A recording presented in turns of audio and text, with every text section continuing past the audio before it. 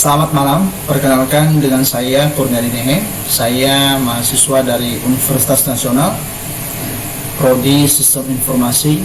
Pada kesempatan ini saya akan mempresentasikan hasil ujian akhir semester saya dan tugas 2 pada mata kuliah pengelolaan sistem komputer kelas K03. Tugas 2 dan ujian akhir semester ini saya kerjakan sesuai dengan perintah pada soal tugas yang di-share pada forum mata kuliah sebelumnya di web kuliah, yaitu dimana nanti saya akan membuat video ini dan mengupload pada channel YouTube saya. Nanti linknya akan saya bagikan pada web kuliah.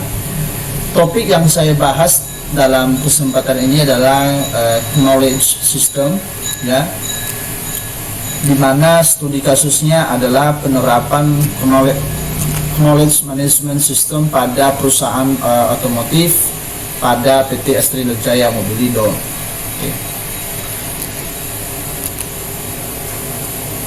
PT Astrindo Jaya Mobilindo ini sebuah perusahaan yang bergerak di bidang otomotif, khususnya penjualan dan servis mobil yang memiliki banyak cabang ya di Indonesia, sehingga dengan banyaknya cabang tentu memiliki masalah yang berbeda-beda.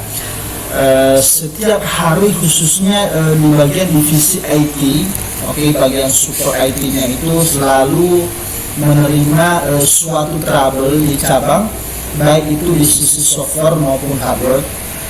Setiap penanganan masalah ini selalu membutuhkan waktu yang sangat cukup lama, dan penanganannya karena ini tidak ada dokumentasian atau aplikasi yang mampu menampung solusi dari masalah yang ada. Sehingga di sini dibuat suatu sistem, sistem dalam melakukan penerapan knowledge management, di mana tahapnya adalah analisis sistem proses terlebih dahulu, di mana analisis sistem ini nanti mendeskripsikan apa yang harus dilakukan oleh sistem untuk memenuhi kebutuhan informasi pengguna. Analisis sistem ini akan menjawab pertanyaan apa yang akan dikerjakan oleh sistem, siapa yang akan menggunakan sistem, dan di mana serta kapan sistem tersebut akan digunakan. Kegiatan analisis sistem yang berjalan dilakukan dengan pendekatan analisis berorientasi objek. Untuk sistem yang dirancang, maksudnya untuk menitik beratkan kepada fungsionalitas sistem yang berjalan. Dalam hal ini juga menggunakan pendekatan metode top-down dalam menganalisa kebutuhan pengguna dalam pembuatan sistem. Selanjutnya nanti hasil analisis akan divisualisasi dan didokumentasikan dengan Unified Modeling Language atau UML melalui use case diagram, activity diagram, dan sekuensi diagram. Dengan pertimbangan diagram tersebut dianggap mewakili secara keseluruhan sistem yang berjalan yang dapat dimengerti oleh pengguna. Analisis sistem proses. Analisis sistem masuk pada perancangan database ya. Perancangan database-nya ini yaitu perancangan data yang terhubung dan disimpan secara bersama-sama, dan untuk menggambarkan digunakan diagram relasi. Konstruksi database-nya adalah database knowledge management system ini dibangun menggunakan SQL Server 2008, database untuk menyimpan data yang dimasukkan oleh aplikasi. Sedangkan SQL Server Management Studio nanti merupakan aplikasi visual yang dipergunakan untuk mempermudah dalam mengelola basis data dan berbasis desktop. Toolsnya tersebut menyediakan model data, pengembangan SQL, dan konfigurasi service basis data. CMS.NET sebagai aplikasi web yang digunakan untuk mempercepat proses pembuatan sistem. konstruksi antarmuka. Bagian ini akan menjelaskan konstruksi tampilan aplikasi Knowledge Management System. Untuk menjelaskan hasil konstruksi tersebut akan diberikan nanti di bawahnya suatu screenshot dari masing-masing tampilan. Nanti ada 3 tampilan yang sudah ditampilin.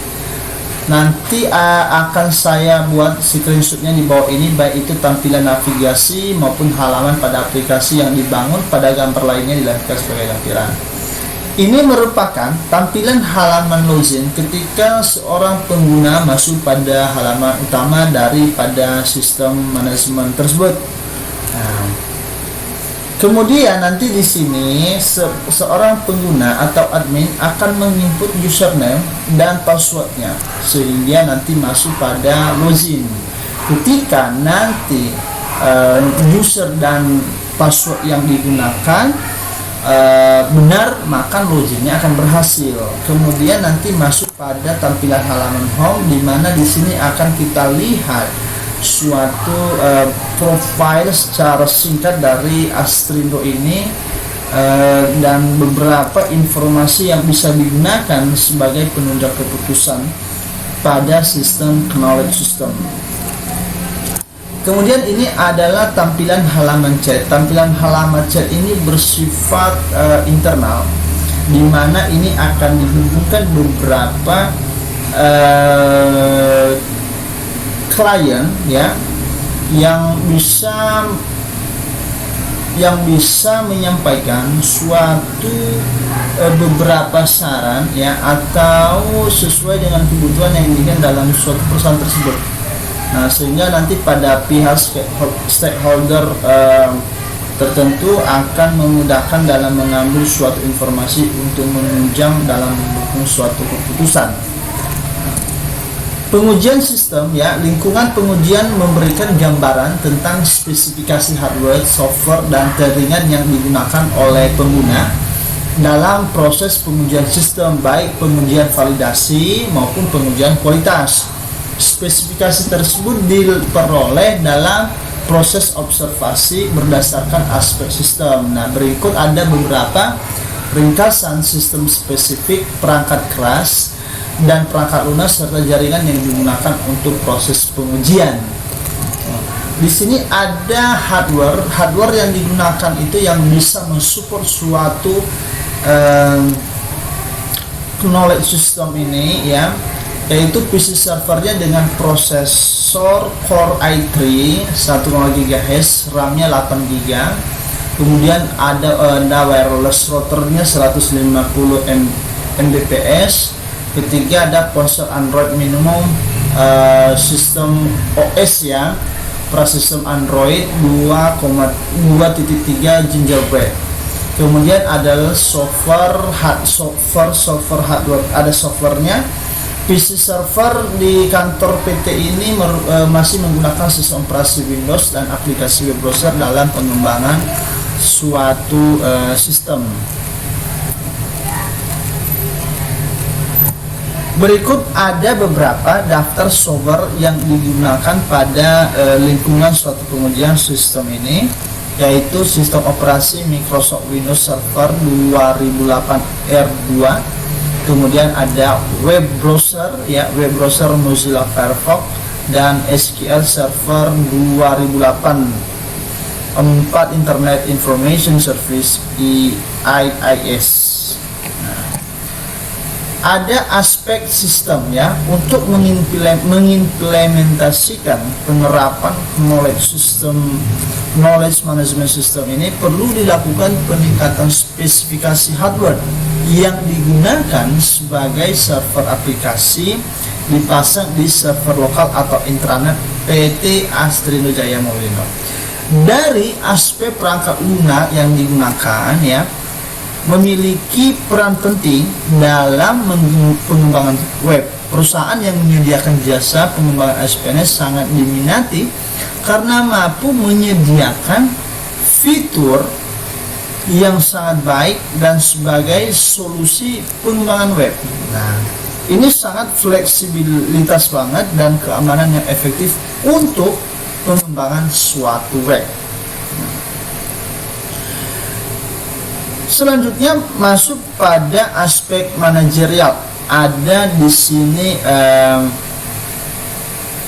pengaruh dari aspek manajerial dari manajemen sistem ini atau knowledge management system ini, di mana materi ini nanti bisa menjadi acuan ya bagi eksekutif dan staf untuk membiasakan menyimpan knowledge yang dimiliki dan menyimpan informasi yang berhubungan dengan pekerjaan pada PT ini.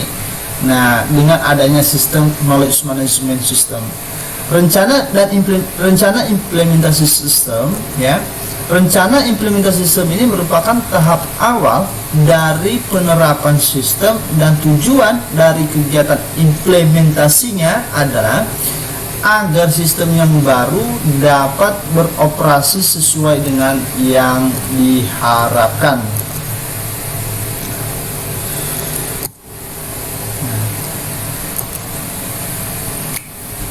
Berikut yang bisa saya presentasikan mengenai tugas 2 dan ujian akhir semester saya pada semester ini.